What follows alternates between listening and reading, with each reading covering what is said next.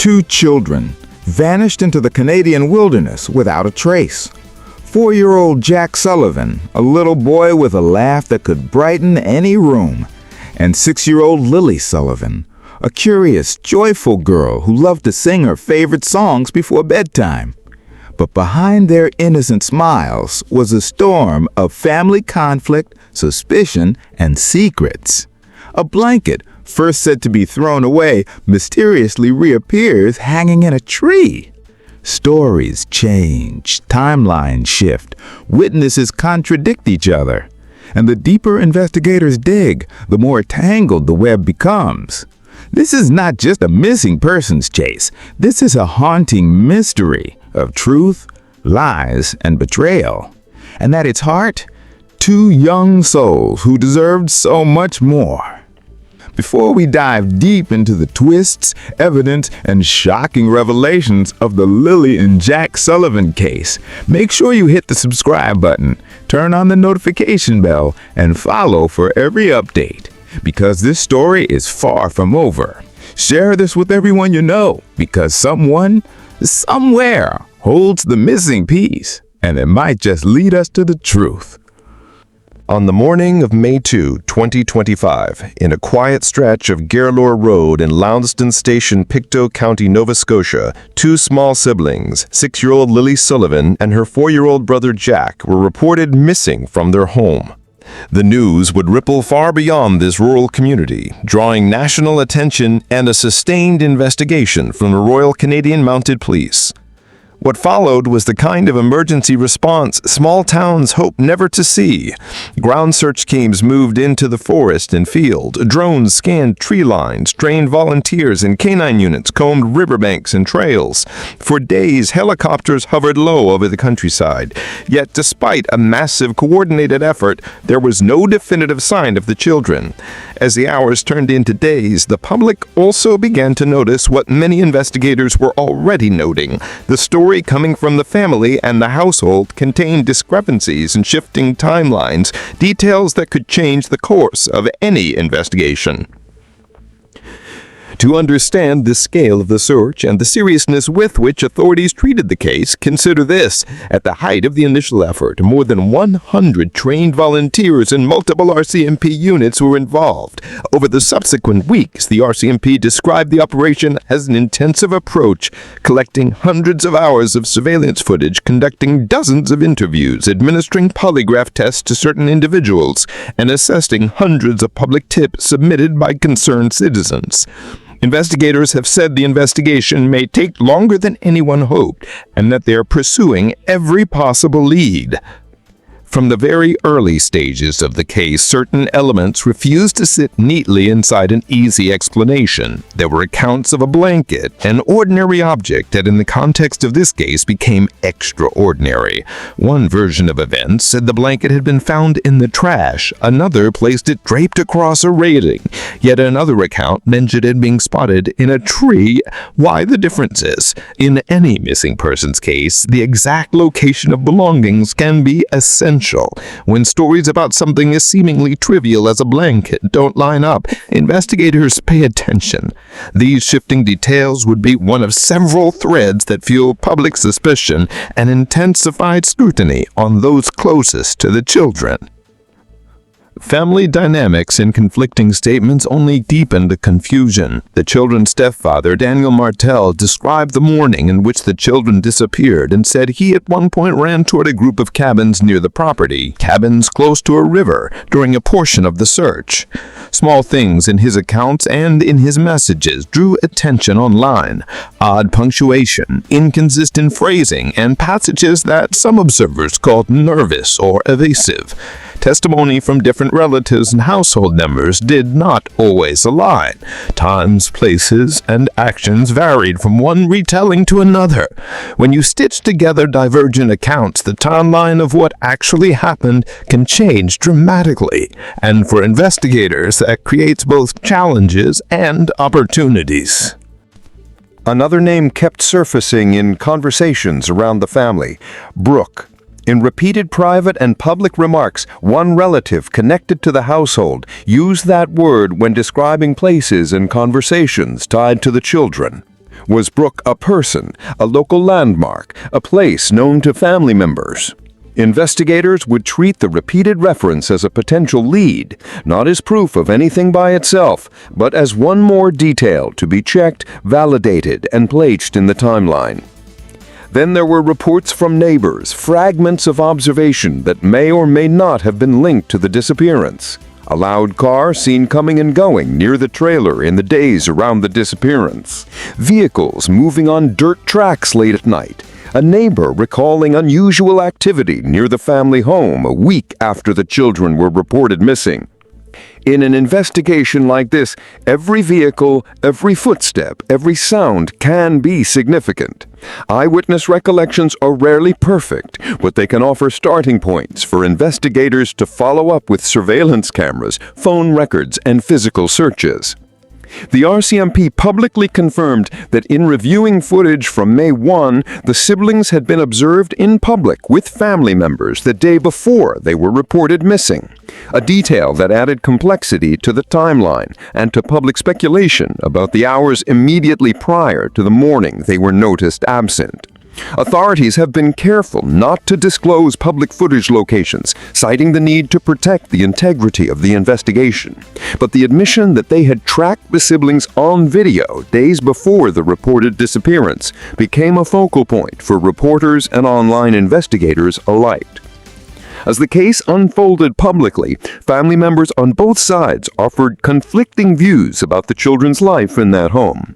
The children's biological grandmother spoke openly about prior involvement from Child Protective Services in relation to the family and said she had concerns for the children's welfare, mentioning that Jack had once been seen with bruises. Those allegations, coming from a close family member, were treated as important lines of inquiry by police and prompted additional scrutiny of the household environment. Grandparents and extended family often carry both emotional investment and complicated histories, but in missing persons cases, their testimony and the recollections they share can be critical in building or refuting possible scenarios. Investigators also focused on specific locations immediately around the property. An RV near the home was searched multiple times by RCMP resources, a point that drove intense curiosity among members of the public and online sleuths who closely parse police activity for meaning. Repeated searches of any vehicle or structure are not done lightly. They reflect a need to re-examine physical evidence and to ensure nothing has been missed. Yet, despite these efforts, authorities have not publicly confirmed any breakthrough evidence that links that RV to a definitive answer in this place. Over the weeks and months after May 2, the RCMP collected and sifted through hundreds of tips from the public. They spoke with dozens of people, conducted forensic and technical analyses, and requested search warrants and legal authorizations to seize devices and materials that could prove relevant. In June, the provincial government announced a reward, a measure sometimes authored to encourage those with information to come forward. All of this underscores a central reality of modern investigations. They often require long, painstaking work through digital trails, local knowledge, and careful interviews and corroboration. But for every official action, there was also a corresponding swell of online commentary and rumor. Social media groups formed to share tips and theories. Certain individuals within the extended family became focal points for accusation and defense. Public opinion, fueled by incomplete information, can harden into suspicion fast, and in cases involving small children, the moral intensity is especially high. As investigators weigh every tip, they must also guard against misinformation that can muddy the leads and harm innocent people's reputations.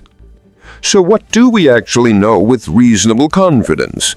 We know that children went missing from their home on May 2, and that a large multi-agency search followed.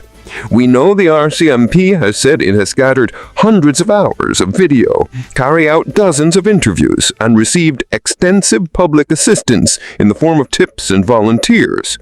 We know the public timeline includes appearances of the children on video the day before they were reported missing, a detail investigators have confirmed. And we know formal steps including polygraph testing and extensive evidence collection have been part of the investigative toolkit. These are not theories, they are confirmed actions and public statements made by authorities handling the case. Yet, even with those confirmed actions, a number of questions remained open and deeply concerning. Who was the last person to have full custody of the children that night? Why did the accounts of what happened that morning and the preceding hours vary between witnesses? What, if anything, can be concluded about the blanket whose reported locations shifted from trash to railing to tree? Why did a relative fill holes in the yard on a night when the community would expect urgent searching and transparency? And why did the RCMP repeatedly return to certain sites and vehicles in the days that followed? For families in rural communities, the expectation is often that loved ones look out for one another. When that expectation is broken, the betrayal resonates loudly. In this case, the sense of betrayal has come from multiple directions, from community members frustrated by conflicting stories, from family members pointing fingers, and from authorities publicly acknowledging that the investigation may be longer and more complicated than anyone initially expected. We should also remember the human toll beyond the headlines. 2 young children remain missing. Their extended family, friends, and neighbors live with fear and uncertainty. Volunteers who search through mud and brush carry images in their heads that won't fade in quickly. And the investigators, day after day, must piece together fragments from dozens of interviews, technical data, and small physical clues. For those directly affected, time does not heal simply at grinds, seeking answers that may or may not appear. As the investigation continues, the RCMP has urged anyone with information, no matter how small it seems, to come forward. In missing child cases, a single memory, a single photograph, or a short video can contain the key to changing the direction of an inquiry. Official channels remain the proper means to process and evaluate such information, because investigators then can correlate new tips with existing evidence, interview witnesses under controlled conditions, and obtain legal authorizations when necessary. This is not yet a closed book. The facts recorded so far are the scaffolding, confirmed sightings on video, documented searches, and formal investigative steps. But the inner chapters, the specifics of what happened on Garrickahawk Road that morning, have not been fully written. And until they are, headlines, rumors, and competing narratives will fill the void. For those producing content about this case, for those raising questions, and for those demanding answers, a final reminder: speculation can be useful when it points investigators to new truths, but it can also cause real harm when it confuses the public record or harms innocent people's reputations. The work of investigation is slow, exacting, and sometimes invisible. It requires verification, cross-checking, and a disciplined approach to evidence. We conclude this account with the same request investigators have made publicly. If you know something, a vehicle you saw, a person in the area at a certain time, a piece of footage tucked away on a phone, reach out to the RCMP or through the official KIP lines. 2 children are still unaccounted for. Every lead matters. Every memory matters. And for the families of Lilly and Jack Sullivan, the community, and the officers working the case, the hope remains the truth will one day bring them the answers they so desperately need.